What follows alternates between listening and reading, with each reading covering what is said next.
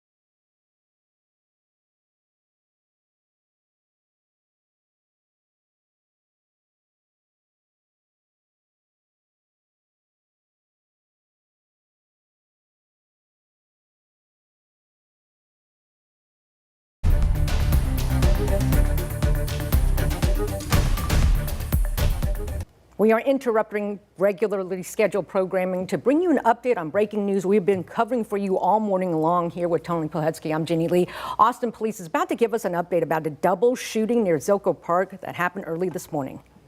Learned of this, but he is not only a hero, he's very brave, and he did an outstanding job. And I want to say again how thankful I am for him being okay. And again, he's in stable condition. So I want to talk about how this all occurred, the initial contact. Our officer, along with a few others, was doing a park curfew in Zilker Park. They came upon a car that was stolen, reported stolen. The officer at that point called for a tow to come to the park, and the other officers left the scene to go to other parts of the park to see if there were any other curfew violators in the park. At this time, the tow company arrived, and the officer was assisting with that, doing his paperwork, and saw two individuals start to exit from the lining of the trees. He saw them, gave them commands to come toward him. As he's giving those commands, the female was in front of the male. The male was behind, I would say, looking from the video, about 5 to 6 feet maybe. At that point, the officer, the male seems to be hiding something in his hands. The officer gives commands, show me your hands, let me see your hands. At that point, the male suspect brought up his gun, fired, and struck the female in the back of the head. At that point, he continued to fire, striking our officer. At that point, our officer was able to pull his weapon and return fire. The officer, at that point, we did not know whether the suspect had been struck by the officer's bullets, as he ran into some brush and we could not see from his body-worn camera. One of the officers that was working the detail came back and actually drove him to the hospital in his own car, while the other officer stayed with the female and called for EMS to come. Officers got to the hospital, and he was seen and rushed into surgery right away, and again, he's in stable condition. I think it's important to know too, at that point, immediately after that, we didn't have a suspect in custody. SWAT arrived, 5 canine officers arrived with their dogs. Air 1 was up. There was a huge hunt on for this suspect within that wood, and you think about the area and how large that area is. They did a fantastic job. At that point, a 911 suspicious call person came out from AISD sergeant, basically seeing a suspicious person. Again, AISD, this is a school that's very close. They had a huge police presence at the school. One of the sergeants there, at that point, I think all the kids were brought into the school had started, and they saw a suspicious person. He called it out, went to approach him, and he took off running. At that point, our officers came, started chasing the suspect. He then ran into the Barton Hills community and ran into a house. At that point, he was shot by the owner of that home. He is in stable condition. I believe he was shot in the arm and in the leg. And I know when you talk about putting these systems in place, we originally, when SWAT arrived, we put a shelter in place, and that was put out on the warncentraltexas.org. And that shelter in place was in effect, I believe, for about 50 minutes. And then it was changed from shelter in place to avoid the area. Now listen, I have serious concerns about why that happened myself. And I know there's questions about that, and I will get to the bottom of why that happened and ensure that there's processes in place to ensure that it does not happen again. So that never should have been changed. But I can tell you this, the homeowner who is here, I saw him on my way up the elevator, and he stopped me and he said, I want to tell you that shelter in place saved my life. It saved our family. Because of that, I prepared. And so I think it's important that when you look at what this is capable of doing, it does save lives. But again, why was it changed to a, avoid the area? And that's for cars. A shelter in place is there is something going, something active, and it gives people that mindset of let me prepare for this. But a avoid the area is simply heavy police presence, don't drive in this area. And so I am absolutely going to get to the bottom of why that occurred. And again, ensure that we have processes in place so it does not happen again. And again, I encourage our community to sign up for warncentraltexas.org. I think it has proven how effective that is, and I want everyone in this city to stay safe and sign up for that. I think that just proves how effective that is. I think I'll take a couple questions at this time. What's the status of the female? The female was shot. I believe she is still, I don't think we're going to have a positive outcome for her.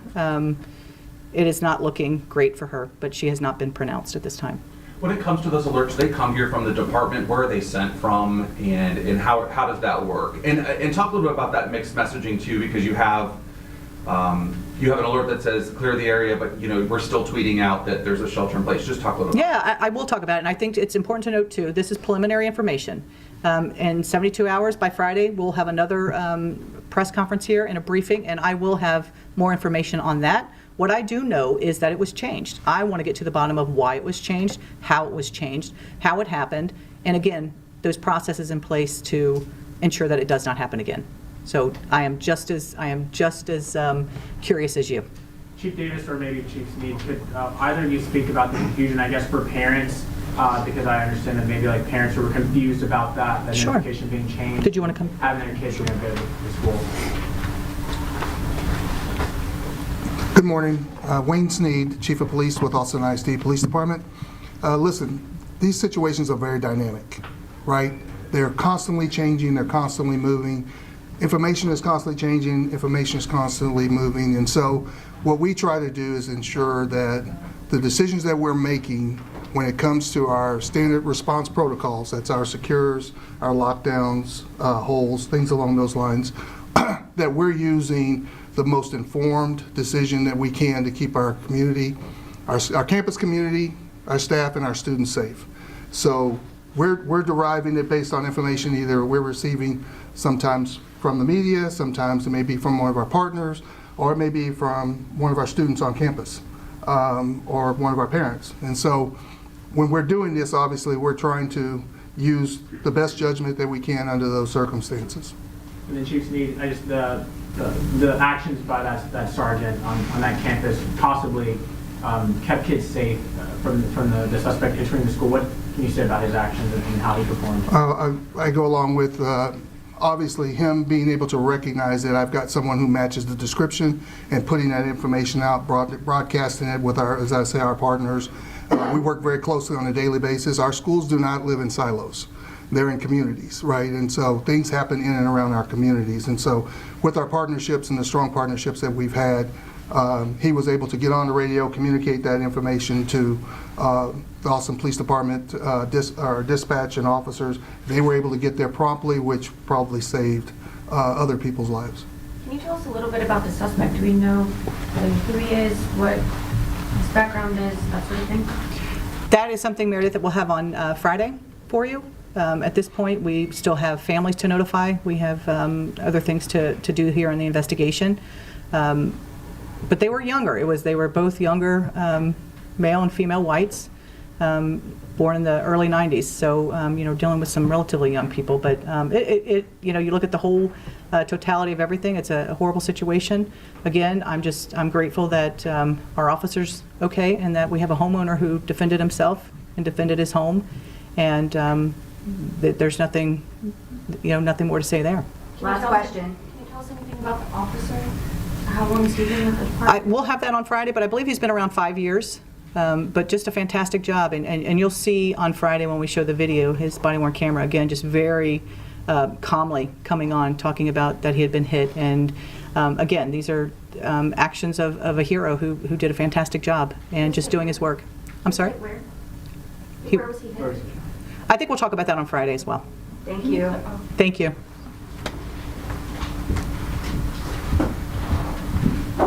And if you are just joining us, we just heard from Austin Police Chief Lisa Davis giving us an update about what happened in Zilker Park, that multiple shooting incident, the officer-involved shooting that happened that you covered for us during KB News Daybreak. So we do know the officer is in stable condition. He is good. But we just learned, Tony, that the female may not make it. That is according to the police chief. And Jenny, I think another thing that is striking from that press conference, a couple of headlines as well, and that is the police chief acknowledging that there may have been some sort of error that occurred with regard to the notification of those residents in that area this morning. That has been an important topic of conversation. People wondering why, while this was still an active scene and the suspect was on the loose, that police apparently changed the status of what was happening from a shelter in place to avoid the area. She says that is of deep concern, and she's trying, she says, to understand exactly why that change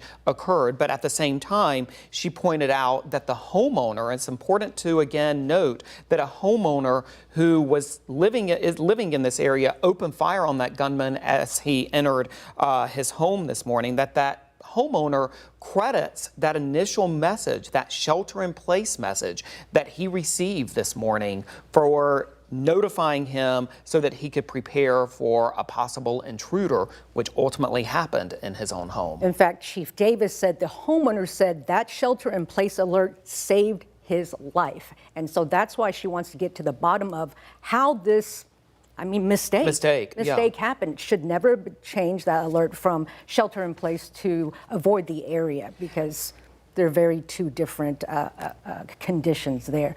And Jenny, there's still questions that we are trying to figure out too with regard to schools and what happened with regard to schools. Of course, we know that AISD Police Chief Wayne Sneed was there this morning as part of that press conference. He said that authorities, school district officials were making the most informed decisions that they could. But I can tell you that parents have a lot of questions about how they were notified about whether or not there was school, wasn't school, and whether or not they should still attempt to reach campuses in that area this morning. Now, we also did learn new information from Chief Lisa Davis that an AISD sergeant was also involved in this, that he saw the suspect, called out to that gunman, and that's when that gunman took off into that neighborhood and went into that home. Exactly. So a very dynamic, very rapidly unfolding situation this morning that has certainly unsettled a large swath of that community. We're talking about the Zilker neighborhood this morning, also the Barton Hills neighborhood, again, all of that in South Austin, just to the south of Zilker Park. And other schools nearby. Austin High is nearby. So lots of questions from parents and probably staff about what was going on, how it happened. But we do know, Tony, that Chief Davis said another update is coming in 72 hours on Friday, where we'll see body cam worn video showing the officer who first saw the man and the woman from that stolen vehicle and how he reacted, and how after being shot was able to retrieve his weapon and shoot that suspect. Right, exactly. After what has been described to me, at least, as a hail of gunfire, a rapid exchange of gunfire, again, occurring this morning. So again, Jenny, just a very dynamic situation, a very rapidly unfolding situation, and frankly, a very dangerous one. No, absolutely. This morning. Absolutely. And also, the officer is okay after surgery. The woman who the gunman shot in the back of her head may not make it at this point. That's according to Chief Lisa Davis. Okay, so we will have much more coming up on KB News Midday in about 30 minutes. Stay with us. We now return you to regular